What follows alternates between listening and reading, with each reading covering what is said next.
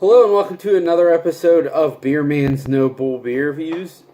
Today I have another beer from High Branch Brewing Company out of Concord, North Carolina. This beer is called Big Oaty. I don't know if you can see there, but it says Hazy Triple IPA. And as far as I know, this is the first Triple IPA that they've done. They might have done other ones, but one, I don't think they've canned them, and if they have, I haven't had them. I'm pretty sure this is the first one, though. I think they started doing it because, like, Resident Culture started doing triple IPAs, and they were selling really well, supposedly better than the double IPA. So I think that's why they jumped on the bandwagon. They have another triple IPA coming out soon too. It's called like Largely Unstable or something like that. It's like a bigger version of Unstable, but anyways. I don't know where you really draw the line between double and triple IPA. I generally would not call it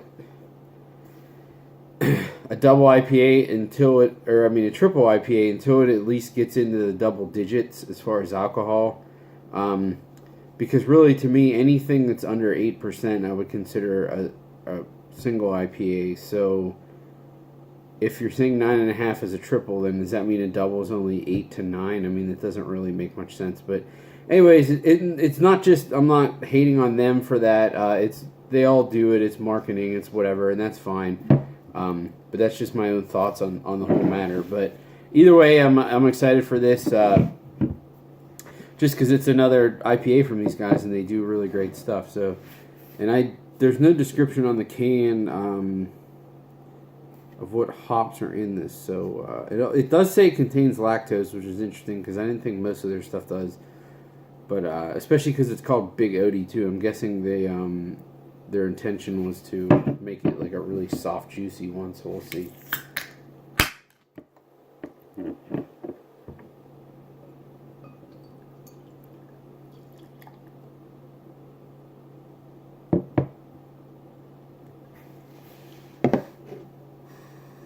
I can smell it from here. So yeah, I mean, you can see that's pretty hazy. It looks a little darker in the camera than it does to me on this side, but it's definitely a darker golden color with a nice, at least finger's worth of a fluffy white head.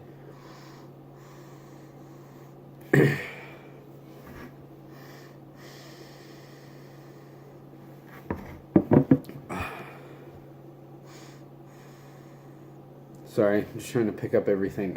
So it's a good combination of like orangey and a little bit of pineapple. There is some earthy character, but I wouldn't go as far as to say that it's like dank. But it's definitely a little like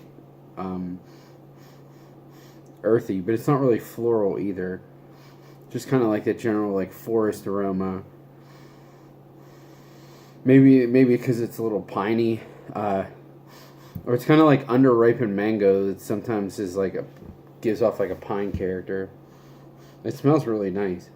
I'm not smelling any booze either, usually you don't necessarily get booze from bigger IPAs like you would from bigger stouts or barley wines, even though, this isn't quite as big as that, but sometimes you do smell the booze in the bigger triple IPAs too, but I'm not smelling it at all in this.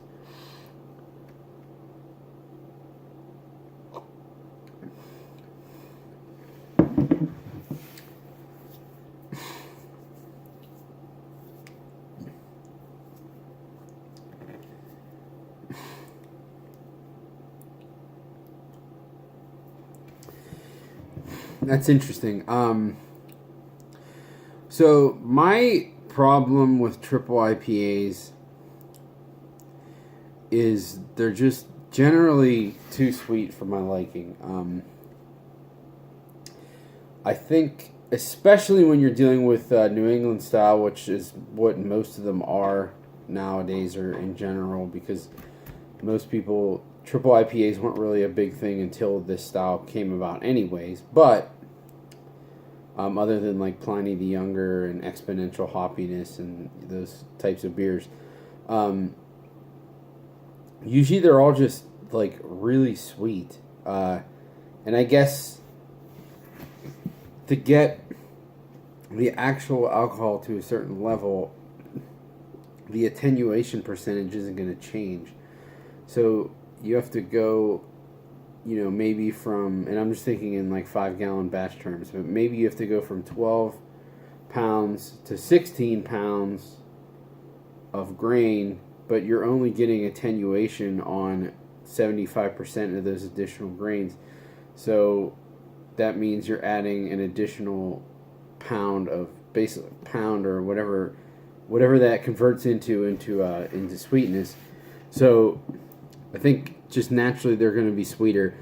But the problem with that is usually they're either like there's not enough hops to balance it, and then it just tastes like a weird juicy, I don't even know what, like Belgian ale, I don't know, or they know that it's going to be sweet, so that there's so much hops that it's like super bitter and super sweet at the same time, and it doesn't really have balance. You just taste both, and neither one are good because they're both too far in one direction.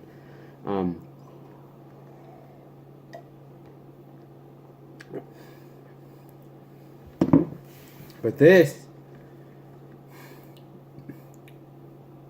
is one of the few exceptions. I mean, it is slightly sweet, but it's not any sweeter than a lot of double IPAs that you get out there that are like 8%. I am not tasting alcohol at all. I'm honestly hardly even getting it in the throat. Like, I get it a little bit, but it's not any more than I would generally get from something that's like 8%. And I know it's only 1.5 different, which in most beers that wouldn't make much of a difference, but in IPAs it really does seem to be. Usually if you go above that, like 8.5 mark is usually like the line, and then anything above that, you really start to catch the alcohol, and you get a lot of sweetness too. And like the first sip, I was going to say like the sweetness was subdued, but I still got it, and it was a little more than a general double IPA, but the bitterness kept it in check. But this is not, the more I drink it, that sweetness I'm really not getting as much, but the bitterness is, I mean, I don't want to say it's non-existent, because it's there, but only enough to balance out whatever sweetness there is. It's honestly perfectly in harmony. The hop flavor is like super juicy.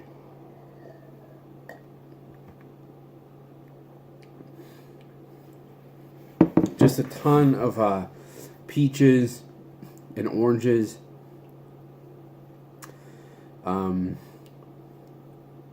Yeah, it's mainly citrusy, a little tropical. It's not really like getting into that funky pineapple character. And that's generally the difference I get from Resident Culture IPAs and High Branch. High Branch generally is more on like the citrusy side. Resident Culture is more on like the dank / like pineapple-y side, which is fine. I'm not saying either one is better. That's just usually the difference I get between the two. Which is interesting because they both use a bunch of different combinations of hops. But so I think most of that is actually coming from the yeast more than the beer, or than the hops. Excuse me. I'm actually curious. I want to do some research to see what hops are in this, because the flavor profile is perfect. It has a little bit of earthy dankness, but not much. It's pretty citrusy, but there is a little like tropical character. The hop profile is great. It's very, very balanced. The bitterness is perfect with the level of sweetness there is. The alcohol is like so low for how strong this is. They just absolutely nailed this and knocked it out of the park. I was hoping for good things with this because I trust pretty much all the IPAs that they make, but this one honestly is one of the best IPAs I've ever had that was over 9%. And I'm not being hyperbolic. It is so balanced, so easy to drink. And like I said, the alcohol level is like almost non-existent. I mean, it drinks so easy. So I think it's pretty obvious about what I've been saying, but this is absolutely a buy for me. I hope that they make this again. If he keeps doing other triple IPAs, maybe he'll circle back to this one. I hope so. Or I hope that, maybe he'll keep the grain bill and everything else the same, grain bill and yeast the same, and just do different hop varieties off of that. I would appreciate too. But whatever he's got going on with this, TJ, you did a really good job, and I love this beer. So, but I think that's all I got in this one. Please like, comment, subscribe. Let me know what you think, and I look forward to doing the next one. Thanks.